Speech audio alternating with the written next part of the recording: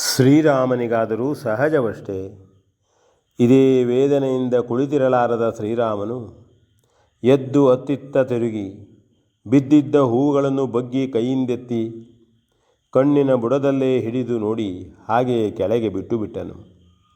ಹೂಬಳ್ಳಿಗಳನ್ನು ಕೈಯಿಂದ ಹಿಡಿದಾಡಿಸಿದನು. 4-6 ಹೂವುಗಳು ಅದರಿಂದಾಗಿ ಉದುರಿದವು.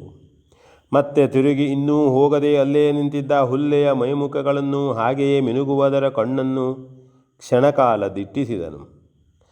ನೆಟ್ಟು ಬೆಳೆಸಿದ್ದ ಹೊಂಬಾಳೆಯ ಗಿಡಗಳನ್ನು ಒಮ್ಮೆ ಕೈ ನೀಡಿ ಪೂಸಿದನು. ಅಂತೆಯೇ ಆಶ್ರಮದ ಬಳಿಯ ಅರವಟ್ಟಿಗೆಯ ನೀರಿನಲ್ಲಿ ಬಗ್ಗಿ ದೃಷ್ಟಿ ಹರೈಸಿದನು. ಅಲ್ಲಿ ತಾರಾಗಣ ಸಹಿತನಾದ ಚಂದ್ರಮನ ಮುದ್ದಾದ ಬಿಂಬ ದರ್ಶನವಾಯಿತು. ಮೃಗವನ್ನು ಹಿಡಿದುಕೊಡಬೇಕೆಂದು ತನ್ನನ್ನು ಒತ್ತಾಯಿಸಿದ ಜಾನಕಿಗೆ ತಾನು ಚಂದ್ರಬಿಂಬದ ದೃಷ್ಟಾಂತವನ್ನಿತ್ತುದು ಅವನ ನೆನಪಿಗೆ ಬಂತು. ಯಾಕೋ ಶ್ರೀರಾಮನು ತನ್ನ ಕೈಯಿಂದ ನೀರನ್ನು ಕದಡಿಸಿ ಬಿಟ್ಟನು. ಮಸುಕಾಗಿ ಚಂದ್ರಬಿಂಬವು ಅಲ್ಲಿ ನರ್ತಿಸತೊಡಗಿದಂತೆಯೇ ಕಂಡಿತು. ಕುಣಿಯುವ ಹುಲ್ಲೆ, ನರ್ತಿಸುವ ಚಂದ್ರ, ಮೃಗದ ಬಯಕೆಯಿಂದ ನಲಿಯುತ್ತಿದ್ದ ಸೀತೆ ಎಲ್ಲವೂ ಶ್ರೀರಾಮನ ಮನೋಗಗನದಲ್ಲಿ ಪ್ರತ್ಯಕ್ಷವಾದವು. ತತ್ಕ್ಷಣ ತಾನೇ ಕದಡಿದ್ದ ನೀರಿನಂತೆ ಅವನ ಮನಸ್ಸು ಕೂಡ ಕದಡಿ ಹೋಯಿತು. ಹಾಗೆಯೇ ನೀರನ್ನು ಕದಡಿಸಿದ್ದು ತಾನು, ತನ್ನ ಮನಸ್ಸನ್ನು ಕದಡಿಸಿದ್ದು ಯಾರು, ಹೇಗೆ ಎಂಬೊಂದು ತತ್ವ ಜಿಜ್ಞಾಸೆಯು ಜತೆಯಲ್ಲಿಯೇ ಮೂಡಿತು.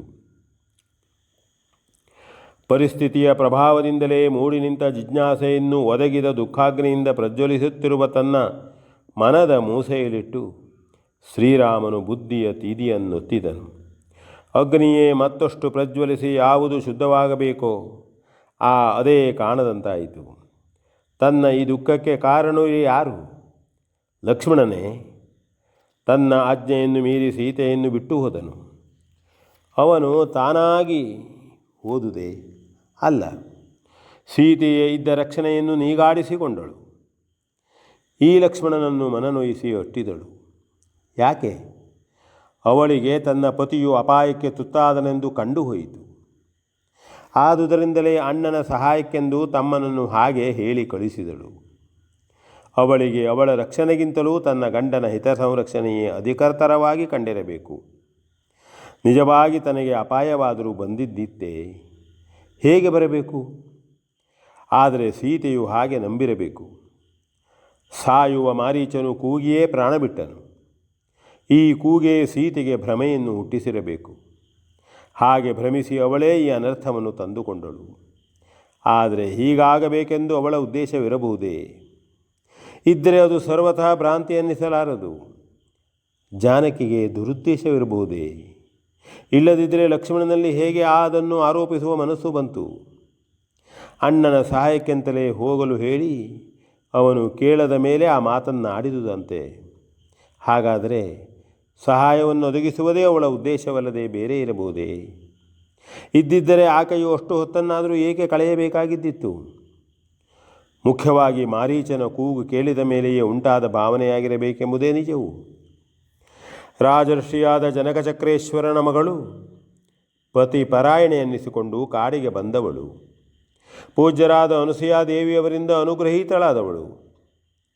ಭ್ರಾಂತಿಗೊಂಡಿದ್ದಲ್ಲದೆ ಹೀಗಾದುದಲ್ಲ. ಈಗ ಅವಳು ಆಗಿರಬಹುದಾದರೂ ಏನು? ಎಲ್ಲಿ ಹೋಗಿರಬಹುದು? ಒಬ್ಬಳೇ ಎಲ್ಲಿಗೂ ಹೋಗುವವಳಲ್ಲ. ಅಂತಹವಳು ಕರೆದರೆ ಹೋದಾಳೆ. ರಾಜ್ಯದಲ್ಲೇ ಇರು ಎಂದರೆ ಕೇಳದೇ ಬಂದವಳು. ಅವಳು ತನ್ನ ಇಷ್ಟದಂತೆ ಖಂಡಿತವಾಗಿಯೂ ಹೋಗುವವಳಲ್ಲ. ಹಾಗಾದರೆ ಯಾರೋ ಬಂದು ಬಲವಂತದಿಂದ ಎತ್ತಿಕೊಂಡು ಹೋಗಿರಬೇಕು. ಹೌದು.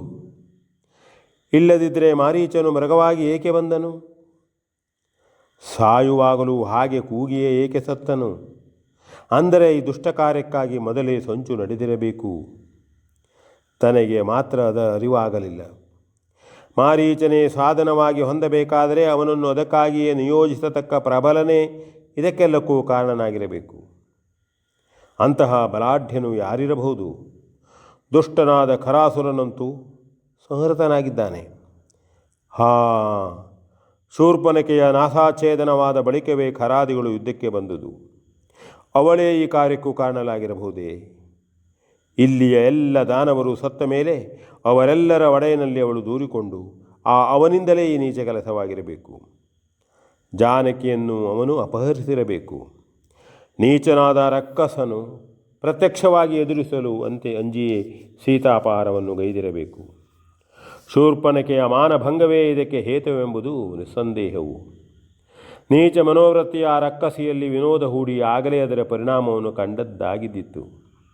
ಅವಳನ್ನು ಶಿಕ್ಷಿಸಿ ಸೀತೆಯನ್ನು ಕಳೆದುಕೊಳ್ಳಬೇಕಾಯಿತು. ಶೂರ್ಪನಖೆಗೆ ಅವಳ ತಪ್ಪಿಗೆ ತಕ್ಕಂತೆ ಶಿಕ್ಷೆಯನ್ನು ಮಾಡಿದ್ದರೂ ಅದರ ಪರಿಣಾಮವಾಗಿಯೇ ಸೀತೆಯನ್ನು ಕಳೆದುಕೊಳ್ಳುವಂತಾಯಿತು. ಯಾವನು ನೀಚನಿಂದ ಆಕೆಯು ಅಪಹರಿಸಲ್ಪಟ್ಟಿದ್ದರೂ ತಾನು ಅವಳನ್ನು ಕಳೆದುಕೊಂಡಂತೆಯೇ ಆಯಿತು ಎಂದು ಮುಂತಾಗಿ ಒಂದೊಂದಾಗಿ ಎನ್ನಿಸಿಕೊಳ್ಳುತ್ತಾ ಶ್ರೀರಾಮನು, ಹಾ ತಮ್ಮ, ನಾವು ಖಂಡಿತವಾಗಿಯೂ ಸೀತೆಯನ್ನು ಕಳೆದುಕೊಂಡೆವು ಎಂದು ಹೇಳಿ ಒಂದೇ ಸವನೆ ವಿಲಪಿಸತೊಡಗಿದನು. V N Bhagwat, ಪರ್ಪಳ್ಳಿ.